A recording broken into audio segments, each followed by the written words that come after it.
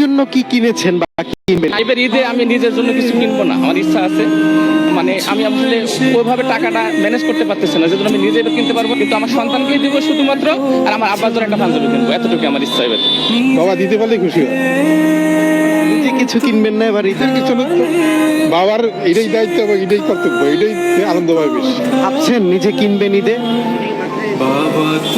আমাদের ফাইন্যান্সিয়াল যদি ওরকম থাকে অবশ্যই আপাকে 3 পিস দিবেন আর বাচ্চাকেও 3 পিস দিবেন।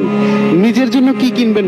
নিজের জন্য কেনা হইবে না, সন্তানের জন্যই বাবারা এই নিয়ে খুব ভালো চিন্তা ভাবনা করে।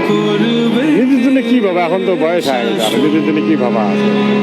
পোলাপানের জন্য তো সব কিছু আছে।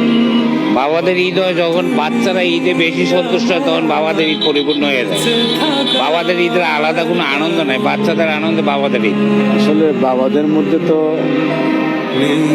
মূল চিন্তা হলো যে ছেলেদের, ভাইদের, বোনদের কিভাবে ঈদের খুশি করবে, সেই জন্য তাদের চিন্তা ভাবনা থাকে যে ঈদের বোনাস, কাপড় চোপড় কেনাকাটা, এগুলো নিয়ে বাবাদের একটু উদ্গ্রীব থাকে আর কি।